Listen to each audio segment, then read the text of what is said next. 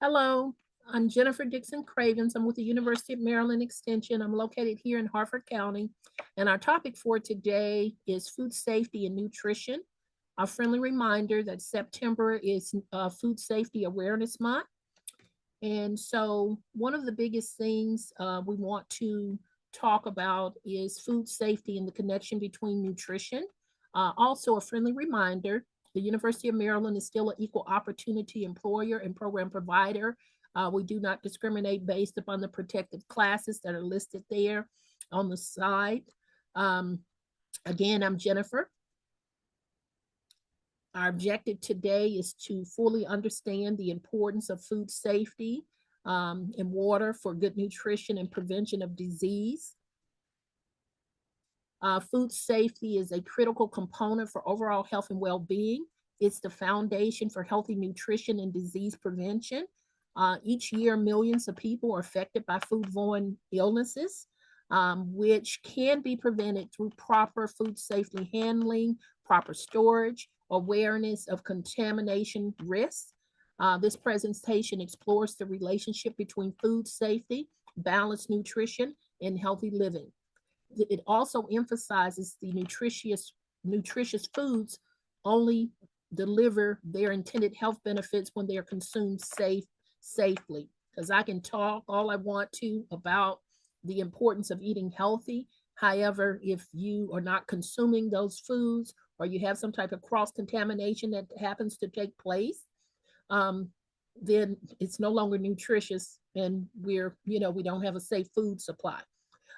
We want to give special attention to seasonal food safety practices that are relevant in the fall months, including proper handling of seasonal produce, safe preparation of holiday meals, and guidelines for storage during cooler weather.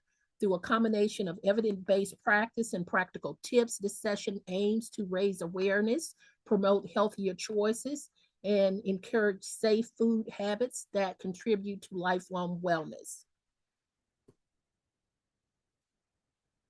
So, the overview, we're talking about food safety and nutrition, food handling, preparing food to prevent infections, and to make sure our food keep enough nutrients for us to have a healthy diet.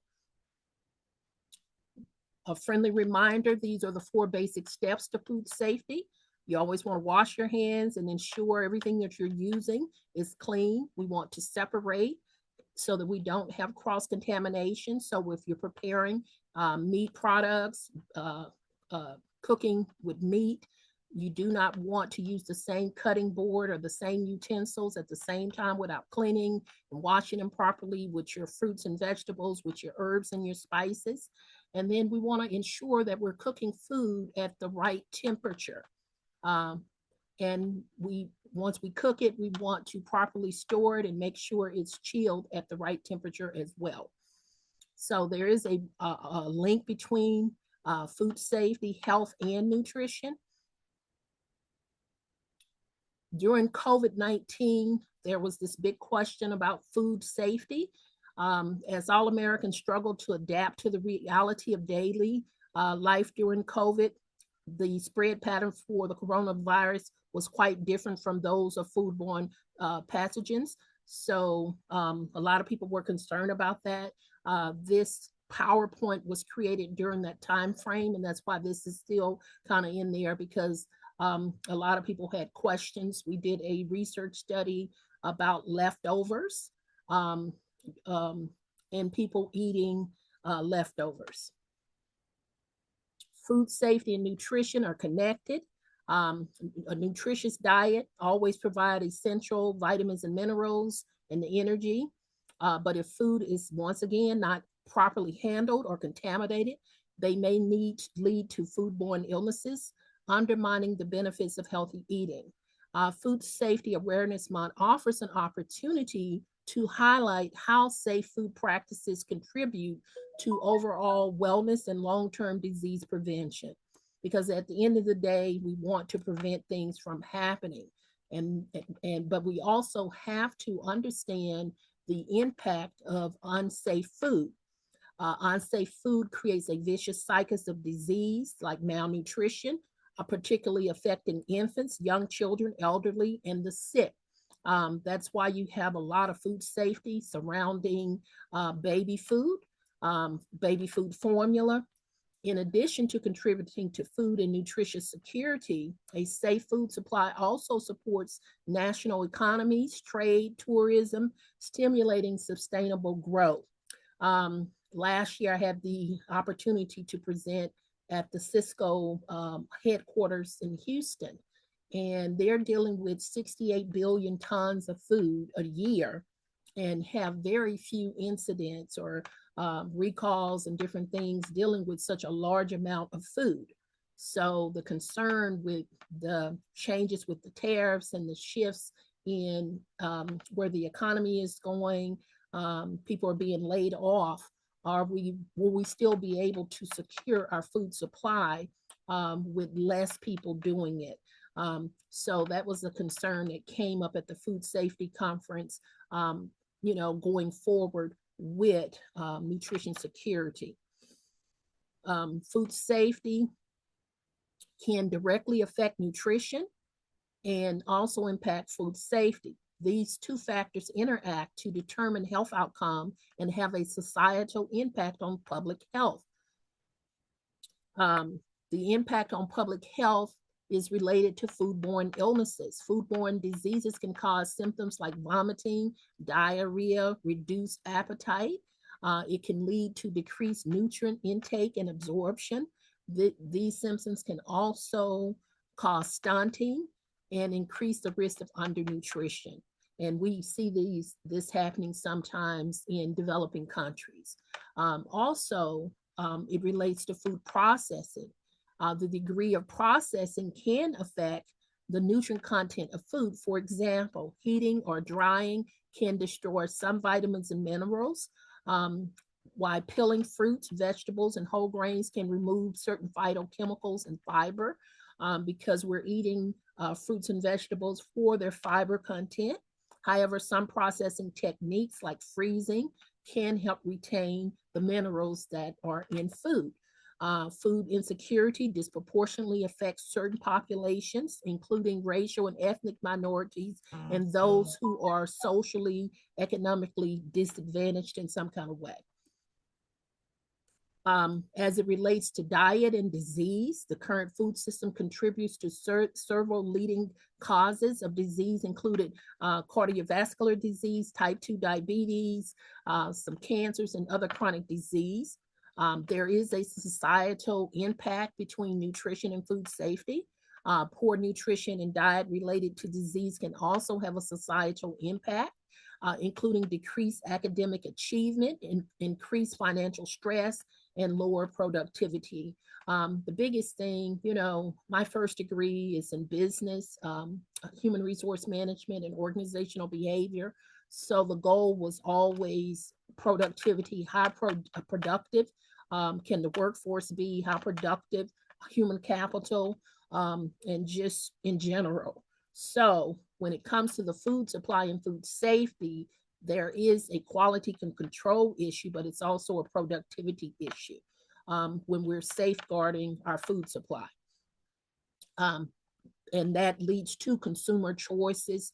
Food safety concerns can impact your consumer choice, especially around nutritional foods. For example, consumers may avoid unsafe foods and consume less of the food, and especially when it comes to ultra processed or packaged foods. And if you are someone that consume a lot of fruits and vegetables, when you have like recalls on spinach or tomatoes or mushrooms, and during COVID, there were some issues with mushrooms and safety. So that is important, how food safety impacts the consumer choices and the decisions they make in terms of purchasing. When it comes to supply chains, outbreaks that are linked to unsafe food can negatively impact the supply of nutritious foods. Then you have issues with collaborations between government, producers, and consumers, which is needed to help ensure food safety and a stronger food system. When I was going through my nutrition education training, getting my master's degree, We toured a French company in Virginia, in Arlington, Virginia. It was brand new. It was a very beautiful facility, probably the cleanest food packing plant that deals with animal products that I've ever been in. And there's this collaboration with creating these type of environments so that we have a safety food supply. Food safety and food security. Unsafe foods creates a vicious cycle of disease. Um, Access to sufficient amounts of safe and nutritious food. Unsafe food containing harmful bacteria, viruses, parasites, or chemical substance cause more than 200 diseases, ranging from diarrhea to cancers. So our goal here is to promote good health, to make sure we have access to sufficient amounts of safe and nutritious food, which is key to sustaining life and promoting good health. Healthy eating patterns promote optimal health, growth, and intellectual development and prevent disease, while poor dietary eating choices may cause malnutrition. We have 5 common foodborne illnesses, 5 pathogens that contribute domestically to acquired foodborne issues. We have the norovirus, we have salmonella, we have clostridium. I can't really say that, but then we have the Campylobacter, SPP, and then we have the Streptococcus aureus. So forgive me if I kind of slaughtered some of those names. How to know if the food, if you have food safety issues or concerns? Normally, when people experience food safety issues, I call it dirty dining. You notice really quick. I know for myself, I've had this happen to me a couple of times in the course of my lifespan, and immediately I left and I'm like, I'm sick, and I know why. Sometimes within 24 hours, please seek a medical attention immediately.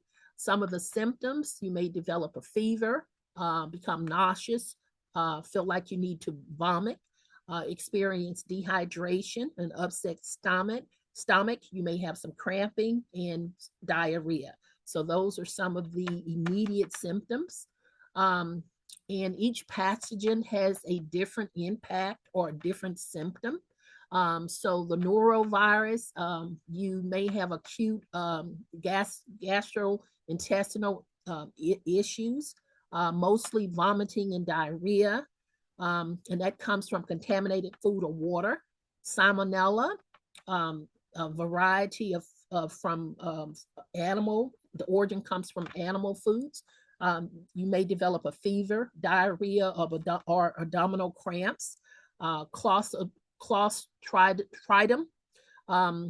that's raw meat and poultry. Diarrhea, abdominal cramps. The Campylobacter, SPP, fever, diarrhea, abdominal cramps, undercooked chicken or contaminated food, and then the Streptococcus aureus, nausea, vomiting, cramps, and diarrhea, and that leads to contaminated foods. Comes from contaminated food, so it's showing you how you get it, the symptoms, and the types of pathogens. Food safety tip to avoid a lot of this starts with washing your hands. And I used to teach elementary school, and we always kind of talked about washing your hands. And when I went into some of the schools as an educator with the university, we have the little glow stick for the children to wash their hands, because I've done food hand washing stations, and we would use the light to see if the hands are properly washed. Of course, we want to wet our hands, we want to use soap, we want to scrub, we want to rinse, and we want to dry. The hand that looks clean can still have icky germs. We want to do that for at least 20 seconds. We also um, have to practice collaboration, like I talked about. When it comes to food safety, it has to be a team effort. We talk about the farms. We talk about the food coming directly from the farm. It's processed. Um, it's transported. It's going into retail. It's going to the grocery store, your farmer markets, and then it's coming to your kitchen table. So we want to make sure every aspect of that processing is safe and healthy. Again, food safety tips to always remember: consistent practice. It has to be clean. That's the first rule of safe food preparation. We want to separate. We do not want to cross contaminate. So don't give bacteria a chance to spread by contamination. And that's where the whole should you wash your chicken or not wash your chicken. Dr. Shauna Henley, who is one of my colleagues, she has a fact sheet on should you wash your chicken. And that presentation always gets a lot of feedback, where you have 50% of people say wash your chicken, other 50% say not to wash. So it's a growing debate.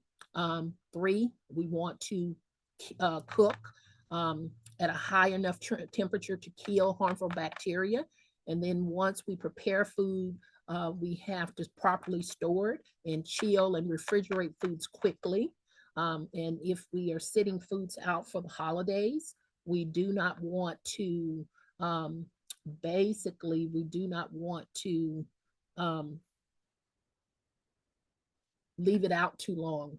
And that's the summer issue when you say, how long do you leave the potato salad out? Or in the summer when people have cookouts and gatherings, they tend to put the food out and leave it out all day. So you want to properly store and chill to ensure consistent food safety health. Um, Food safety for the autumn season. We're going into the autumn season. Seasonal food safety tips tailored to the fall includes best practice for storing root vegetables, handling your pumpkins and your squash, preparing your turkey and other holiday foods, and again, preventing that cross contamination during large family gatherings. By integrating food safety practices within um, healthy nutrition, individuals can make more informed choices that support not only safe eating, but also a healthier lifestyle. Um, Fall safety tips that we want to continue with. You want to wash all of your fall produce. That's your apples, your squash, and your pumpkins. You want to thoroughly wash them. A lot of people will be cutting pumpkins or doing different things with squash and pumpkin. Just make sure it's washed because they're sitting out in the dirt where you have a lot of bacteria, parasites. So we want to wash our fall produce. Even though it's large, we want to still wash it. We want to cook our meats, especially turkey, to a safe temperature, 170, 165 degrees Fahrenheit. Avoid leaving cooked food at room temperature for longer than 2 hours. Um, you have to refrigerate, reheat food that has been sitting out. We want to also properly store leftovers in shallow containers to cool quickly. When in doubt, throw it out. I get a lot of calls on the phone, a lot of older adults, seniors calling about, my refrigerator went out. Um, um, my defreezer is not working properly. Should I keep the food? How long can I keep it on ice? And I always say discard food that is questionable. If there's an odor, if it has a weird appearance or smell, if it's melting or it's been out too long, when in doubt, always throw it out. And a lot of times they say, well, I just bought this, I don't want to throw it out. And I say safety is the priority. Sometimes people may not be able to afford to throw out stuff. So they'll call in to check, well, what can I do to preserve, some of the food because my lights went out or my refrigerator went out. So that's important to have a backup generator, go get something to store ice in have large containers and different things. Use a thermometer. So those are some fall safety tips.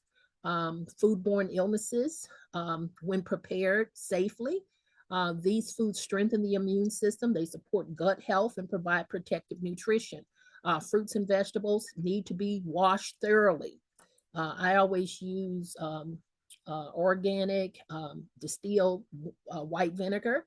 I use lemon. I use a fruit or vegetable wash. Um, and because I want to retain the vitamins and the antioxidants and the fiber, because fresh fruits and vegetables definitely help improve immunity going into the fall and the winter seasons. Whole grains, like your brown rice, your oats, your quinoa, supports gut health and helps with digestion. So we don't want to be vulnerable to infections because most people end up with the flu or pneumonia or different viral infections, lung infections. So we want to make sure that we're not vulnerable. When it comes to probiotic rich foods like yogurt, kefir, or fermented vegetables, they help to promote healthy gut bacteria, which plays a really good role in defending against pathogens. Lean protein, because we have what we call that friendly bacteria that's in the gut, and close to 80% of our immunity is actually in our digestive system. The other 20 to 30% is regulated by our thymus gland. And so we want to ensure that we are eating fermented foods or foods that are prebiotic and probiotic so we can have that friendly bacteria. Uh, Again, the lean protein, make sure it's cooked to a safe temperature. Your chicken, your turkey, your beans, your lentils, and fish provide omega-3 fatty acids, essential nutrients, protein. So garlic, onion, and ginger. These are culinary spices that contain natural antimicrobial compounds that support food safety and overall immunity. Also, you have what we call leafy green vegetables that need to be properly washed. That's your spinach, your kale, your collards, your Brussels sprouts, all of those, you know, um, your romaine lettuce, your spring mix. They provide vitamin A, C, and K, which are great for your immune system and your cellular health. So that is very important. When it comes to seasonal foods, once again, your apples need to be washed before eating or cutting. Um, your pumpkins and winter squash. They're rich in beta carotene, which is great for immune health and also eye health. Sweet potatoes are a strong source of antioxidants and vitamin A. They're also very strong in fiber, um, and they are what we call root vegetables, so they help with your nervous system. Brussels sprouts, again, and your green vegetables, of course, high in vitamin C and K, that supports healthy immune system. Cranberries contain antioxidants that support your urinary tract and also your digestive health. Your turkey is a source of lean protein for muscle and immune functions.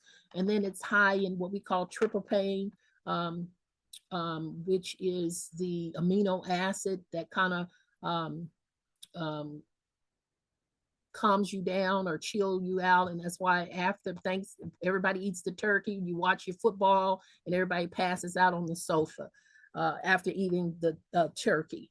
Warm fall drinks, pasteurized apple cider and herbal teas, they help boost hydration and wellness when consumed safely.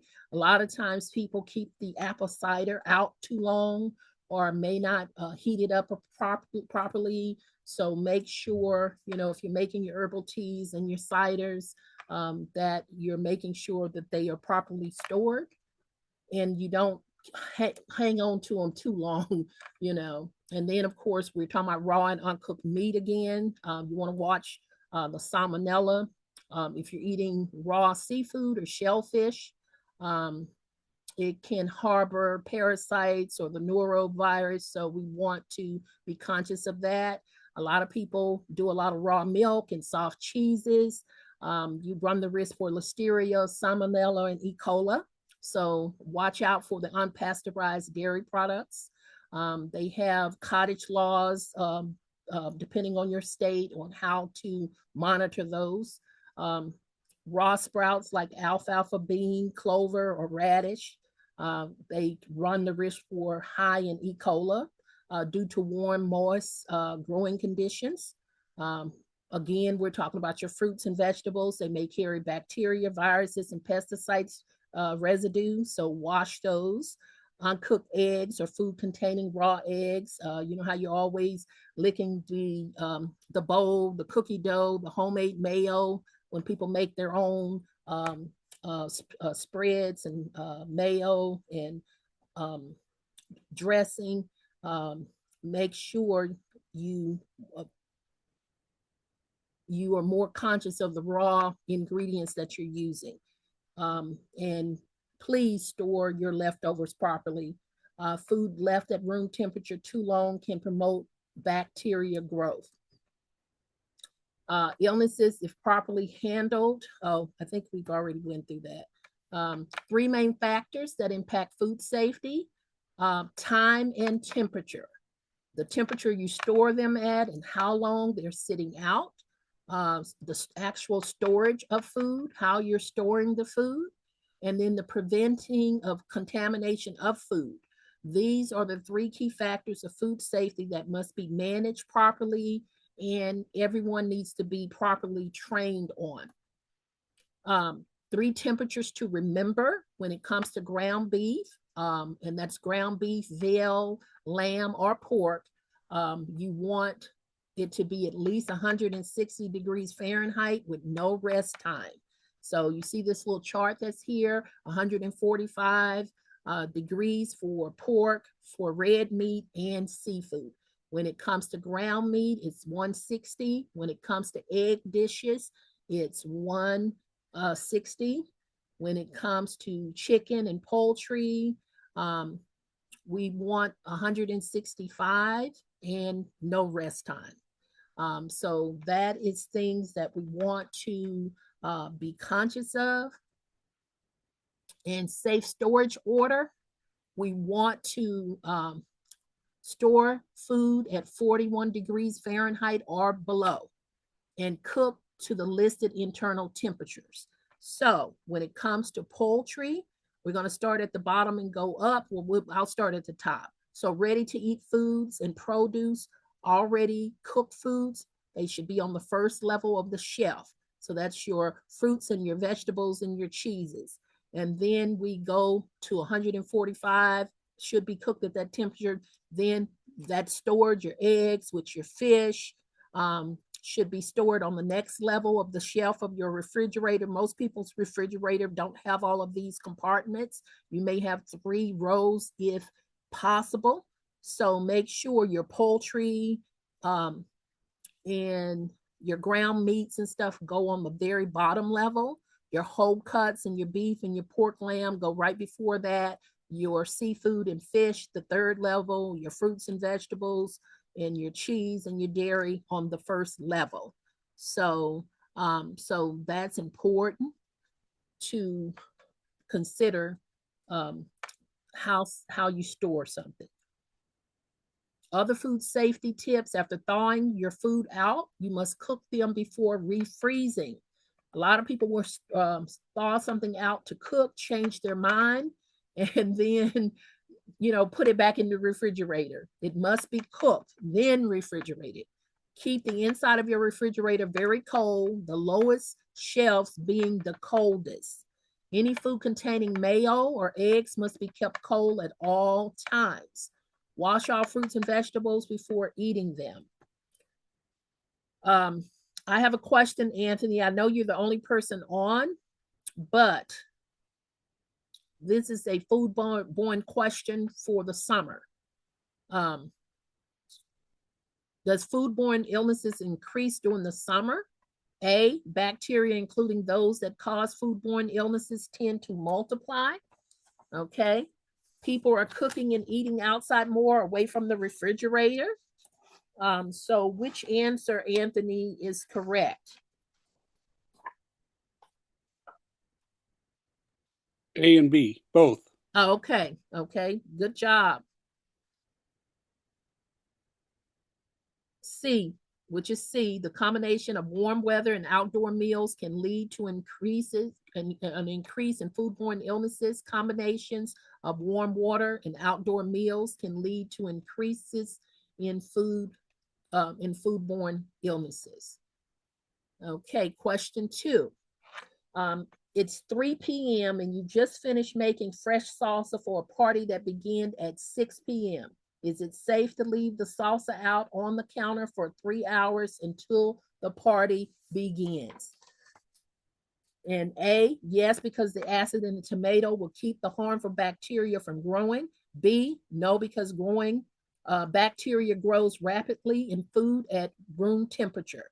C, no, because your family might eat it all before the party starts. So, Anthony, which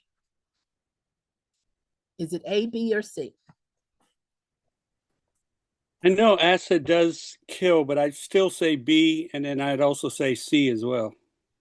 Well, B is the correct answer. Never leave perishable foods out of the refrigerator for more than 2 hours, or 1 hour if the temperature is over 90 degrees.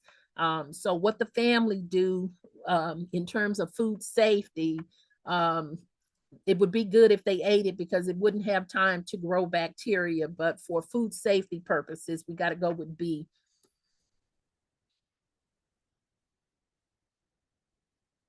And the last question, which of the following items are considered perishable items? Dairy products, peeled or cut fruits and vegetables, seafood, cooked vegetables, or all of the above? All of the above. That is correct. All of the above. All are perishable foods. Some foods contain the right condition and nutrients to support rapid micro microbial growth, and these are all considered perishable foods. Good job. Good job. Food safety and nutrition is closely linked, and both are important. Food safety can cause disease and malnutrition. Foodborne illnesses can also become an economic burden, and they can lead to loss of work productivity and increased medical expenses. So if you are a business person, you own a restaurant, you own a hospital, any type of business, a hotel that serves food, and if you have food safety issues, you lose money. And you know how they say money is time. And so, the conversation we started with is productivity, being productive, making sure our food supply is moving the way it needs to. Malnutrition also can increase the risk of foodborne illnesses. Poor dietary patterns contribute to non-communicable diseases in the United States and other Western countries. So there is a connection between food and nutrition. Defining recall. We've had several recalls. I get a lot of recalls from a lot of the recipe sites because they promote buying or purchasing certain foods when we're doing healthy recipes. A food recalls occur when a food producer takes a product off the market because there is a reason to believe that it may cause the consumer to become ill. In some situations, government agencies may request or require a food recall, similar to when you have a vehicle or your car has a recall of a part that may have some type of malfunction. Recall classifications, class 1, basically it's a health hazard with reasonable probability that the food will cause a health problem or a death. Class 2, health hazards with remote probability that the food will cause adverse health consequences. And then we have class 3, eating the food will not cause an adverse health consequence. So that may be an error in labeling, but it's not anything actually wrong with the food. I grew up in the time when we had like the Tylenol. I'm a child of the 60s, so where we had the Tylenol crisis and we had a lot of recalls. Now you see a lot of recalls with different food products. We had a recall recently with frozen fruits and vegetables. Um, so we had that going on. Public health alerts. These are typical issued in cases where a recall cannot be recommended. So FSIS issued public health alert for never any brand ready to eat ham and cheese launch kits due to misbranding and an uncleared allergen. So prior to COVID, March 2020 was when all of the food processing companies and people that serve food had to change their labels to put all of the contaminants or nutrition information on the labels. COVID happened, and a lot of that didn't happen the way it needed to happen. So you had more incidents of misbranding and a lot of food recalls as a result of improper labeling. So it's important that we follow those processes to ensure that the labels are correct and they represent the content of what the public is eating. Unfortunately, here in the United States, we hear a lot of people that I know that live abroad will say your ketchup has 20 ingredients. My ketchup, where I live, I live in Canada, and my ketchup has 3 ingredients. And I remember as a child, ketchup only had 2 or 3 ingredients. Now it has 7 or 10. So we have to be conscious of what we are allowing into our food system. And then we talked about a number of major food allergens, recalls over the years. Basically, you had like a rise in 2017. I'm not sure what was going on in 2017, but you had a lot of recalls that were taking place. 2018, they kind of went down. 2019, they went down. And that's what I was talking about going into 2019 and 2020 when they basically started regulating the food ingredients and labels a little bit more. And if you notice, out of the contaminants that were listed, out of the reasons for recall is undeclared allergens that are in food. And a lot of people may be lactose intolerant and have a dairy sensitivity or have a nut sensitivity or gluten sensitivity. And if you have an undeclared allergen in the product, people may respond to that and they don't know why, because they're reading most people will read the ingredients and say, hey, I can consume this because it doesn't have nuts in it. But then if it has nuts but it was not declared, then you may have a problem. And then we had high incidence of listeria, undeclared substances, extraneous material. So we really, really have to do a better job of ensuring our food supply. And then increased recalls over the years, biological diversity, improvements in detection and technology, alterations in food safety standards and government regulations, in addition to increasing the importance of less extensive food safety standards. It is likely that some of the rise in food recalls is due to increased surveillance and detection tools for outbreak. So if you have a decrease, that means the technology is catching it, or if you have an increase, that means human error, where people are not necessarily, checking the products. Reasons for food recall: cross-contamination, pathogens, or physical contaminations. People find all sorts of things in food that should not be in the food supply. Bacteria, that's about 44%. Bacteria contamination is like the highest reason for a recall. Undeclared allergens is 30.8. We talked about that study where in that study, the undeclared allergens was the highest reason in that particular study that we talked about earlier. 12.8% is mislabeling, 10% is quality of the product, and then 2.3 is other. So those are the three main reasons for a food recall: cross-contamination, pathogens, and then physical contamination. It's an object or something that's not supposed to be in the food supply. The USDA Food Safety and Inspection Service, which is called FSIS, monitors meat, poultry, and egg products. And basically, egg products produce in federal inspected farms. FDA also regulates all other food products that are processed. So those are the two agencies here in the United States, USDA and FDA, that are responsible for monitoring our food. Food poisoning symptoms can cause anything from minor illnesses to death. So the symptoms may vary based upon your age.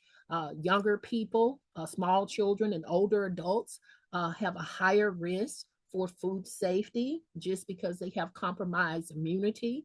The young people and the infants, because they have not yet developed their immunity. And then older adults tend to have, seniors, what we call a compromised immune system. So those are the two populations that find themselves at the highest risk for food contamination. So it is important, like I said, that we do our due diligence to ensure that we're educating people about food safety. 5 signs of severe food poisoning: a bloody diarrhea, vomiting so often you can't keep liquids down, dehydration, very high fever of 102 or higher, diarrhea for more than 3 days. So these are 5 of the severe symptoms. Please see your doctor, your healthcare provider. It's always important. It's better to be safe than sorry or dead.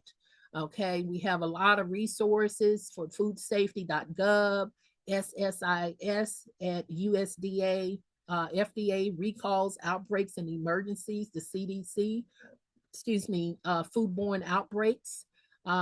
We have the USDA meat and poultry hotline. So you can call that hotline if you want to report or you have any challenges that you may face. Your local public health agencies, FDA, they have an emergency number. So we can report a food problem if you purchase something and you think that there's a food problem. When it comes to reporting meat or poultry, in order for the USDA to investigate a problem with poultry or eggs or products, you must have the original container or package, any foreign object that you may have discovered in the product, any uneaten portion of the food, refrigerate or freeze it for them to be able, because they're going to test that product to make sure that they're taking care of it. When reporting a food problem, make sure you have your name, your address, your phone number, the brand of the product, the name, the manufacturer, the size and the package type, the can or the package codes, and the dates, the establishment number, usually found in a circle or a shield near the USDA pass and inspected phrase, the name and location of the store, as well as the date that you purchased the product. You can complain to the store or the product manufacturer if you don't choose to make a formal complaint to USDA, because a lot of times when you go out to eat, you'll find something in your food, you'll tell the management, or you'll purchase something, you take it back to the store. A lot of people may not report it, and then a lot of people may not see the connection to the health issue or the problem, because, oh, I ate something, I didn't feel good, and most people will go to bed or forget about it, and they may have what we call an iron stomach, and so it may not impact them, and then some people get sick very quickly. So please do us a favor and report any food problems. If you feel sick or ill after consuming meat or poultry, see your doctor. Tell the hotline staff about the symptoms, the type of product, and the time of the illness, because you want to catch it very quickly so that they can inform the public. Don't consume any food or products that appear risky or appear to have a problem. When in doubt, throw it out. Food poisoning treatment. If you can't make it to a healthcare professional, to the emergency room, how to treat food poisoning: eat mild foods, drink water, take an anti-diarrhea product over the counter, incorporate painkillers. If you're experiencing some type of pain, look to find a pre or probiotic, and um, do your sorbents. So those are some of the things that you can do. Identify food poisoning. Could your patient have food poisoning? Um, so that would be an activity. We don't have a whole lot of people on this. We had like 8 or 9 people registered for this course today. So we're going to pass on that because the PowerPoint was a little long today and we had some technical issues starting out. And, you know, one thing about the internet, if you always have something go wrong. I'm not fazed by anything that happens this day and time. So, you know, that won't stop me from moving forward. Food poisoning or something else. Patient 1 has a runny nose. They have a cough or chest pain or headaches. Patient 2 may have stomach pain, sweating, diarrhea, abdominal cramps. Patient 3, nausea, loss of appetite, chills, or fatigue. So these are some of the symptoms. 3 different patients with 3 different symptoms. Notification of food recalls, the date codes. You have that number that's there. You have the number system. You have the generic company prefix. You have the product code, and you have the check digits. So those are product codes and date codes that you want to report.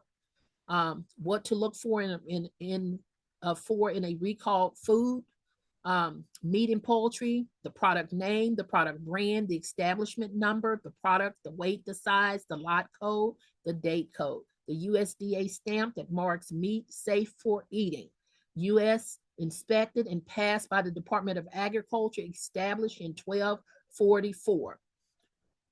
Here's some of the labels for the name. You want to, when you're reporting, you would say it's fully cooked spiral sliced ham, it's seasoned uncured ham, it's boneless ham, it's boneless chicken, it is a sliced turkey. You know, you want to give the name that's listed on the label. You have a lot of recalls sometimes with meat.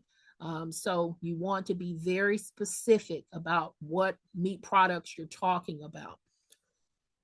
Fruits and vegetables, they also have food recalls. Consider if the recall for whole, fresh produce or package. For bulk produce without a label, ask the store where you bought it. For packaged products, check out the brand, best if used by date, and the production. So you see the labels there. You have the best if used by, you have it's a product of Mexico, you have the code. So that's a label for organic strawberries, frozen. And then we have frozen products like pizzas or lean cuisine type meals, pastas, and, you know, different products. Again, you want the product name, the product brand, the product weight, size, the product code, best if used by date. All of this information, you want to make sure you capture that information so you can properly report. And we're just doing a job, you know, to help the public. We always want to pay it forward to ensure that people, you know, come in. If we want to share the information so other people don't have to experience what we experience. Then you have canned products. Again, the product name, the date, the product size, the universal product code, the best if used by date, also with canned products. Again, with canned products, best if used by day, the lot number is important, and the size. In-store prepared or deli products, you want the product type. If it's a salad, if it's a sandwich, you want the product or the store brand. You want to look for label information as listed in a recall notice. check with the store where you bought it for the product. And then best by day, you want that number as well. Identifying recall products, you want to split up into, this is if we were going to do an activity. So we're going to pass on that today. We're running a little over for the PowerPoint, but we're almost done. Recall notice, you had a recall for this healthy chocolate breakfast cookie. The gluten null bakery issued allergy alerts on undeclared milk in the goji berry and chocolate cookies. And this company announced this on April the 7th, 2021. The product may contain undeclared milk. And so they didn't have the source of the milk, whether it was healthy or whatever the case may be. But this is a company announcement about a recall. Decide what product recalled. So this is just more about this product. And then they gave the area where the product was actually distributed in the retail stores, were Whole Food markets and market of choice. The recall was initiated after it was discovered that vegan chocolate used in the product had traces of milk protein, which occurred due to cross-contamination at the chocolate factory facility. And that's why you have statements that say may contain milk or may contain nuts. A lot of people have food allergies. A lot of people are lactose intolerant. They have a dairy sensitivity, or they're allergic to dairy. They're allergic to nuts, the 9 different major nuts. A lot of people have gluten issues. So if you have some type of sensitivity or allergen that you're allergic, people can get really, really sick. They may need to use their EpiPen. They may be hospitalized. So it's something we need to be more conscious of, because some people eat a certain dietary restrictions, not because they want to, but because they have a sensitivity or allergy to stuff. What to do with a recall product. We talked about it. Return the product to the store where you bought it for a refund, or throw away the product. Following the instructions from the recall. Make sure no one else eats it. Let everybody know. I normally forward, when I get emails about recalls, I forward it to the food safety research team that I'm a part with, and people will send me stuff, and I will share it with the public and the people that I teach. What if I use the recall product? Food with chemicals in it can be dangerous. So you want to, seek help if you feel in some kind of way, you have gotten something that was dangerous. Okay. Again, we talked about one of the steps. It's important to wash our hands.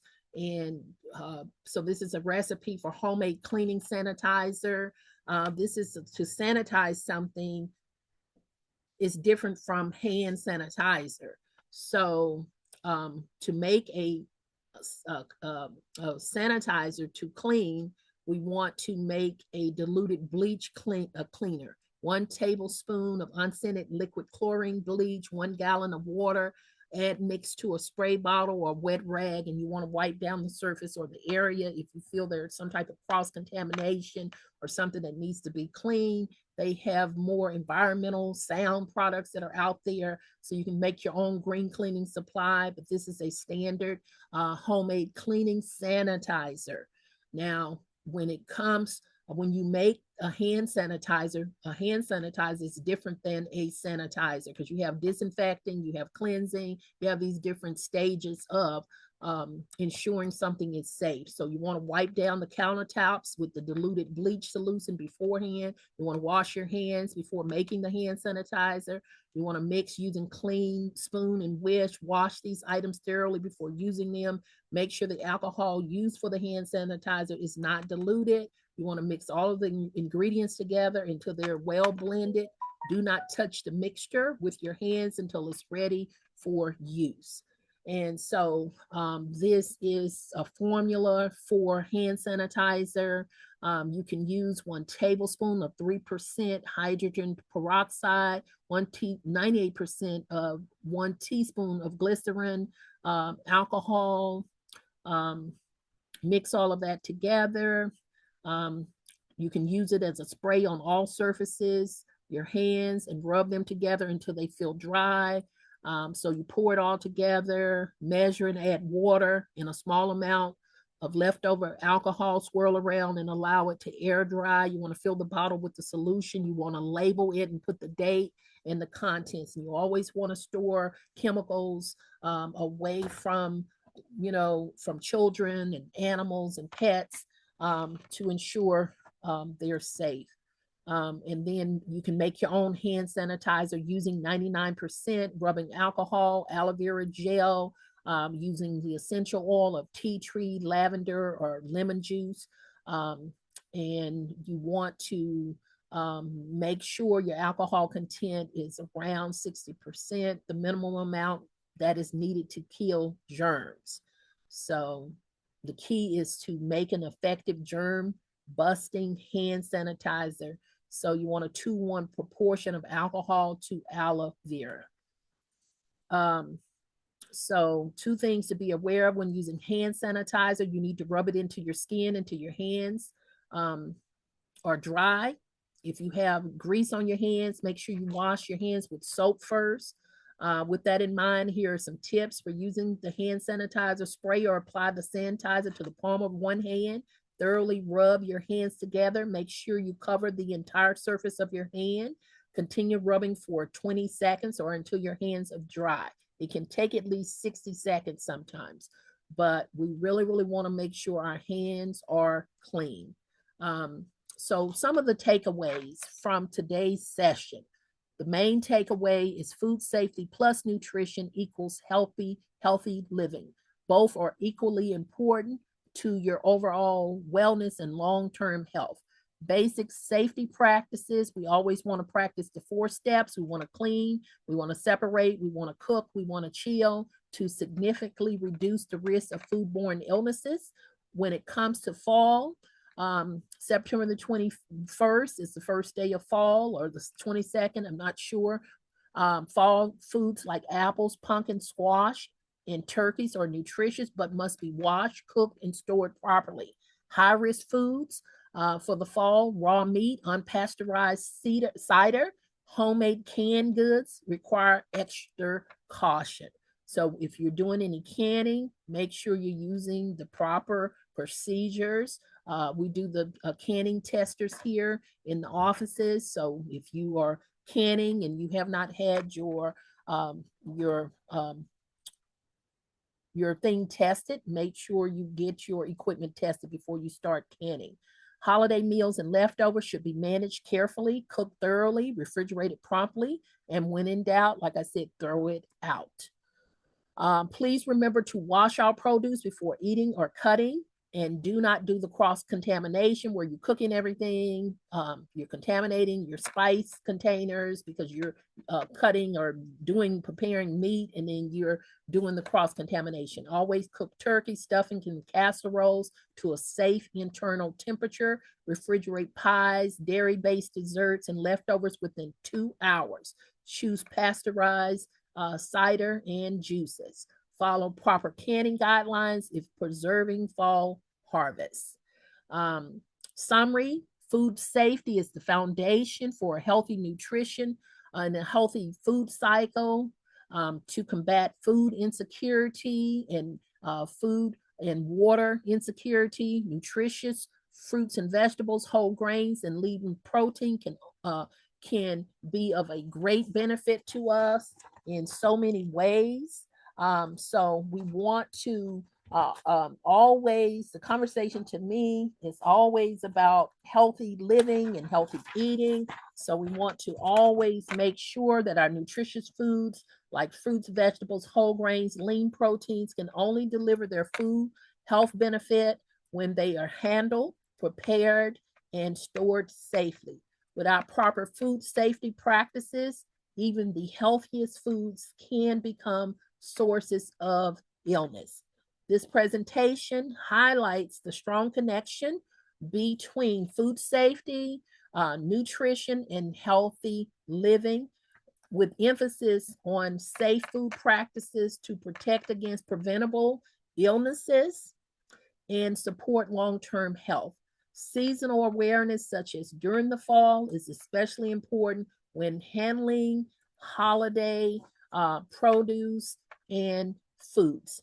So we have so many references that are here. So educational references. So that's all I have for today. Thank you again for attending. Do we have any questions? No. Okay. All right.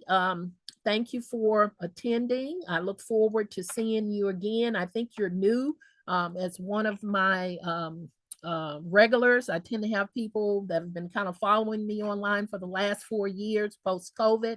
And so our next session coming up is health literacy class and webinar talking about how to talk to your doctor.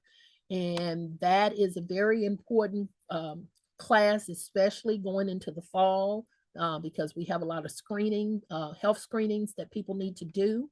And it's an excellent class, a webinar to consider, because the longest relationship that most people have is with their physician or their doctor or the healthcare team.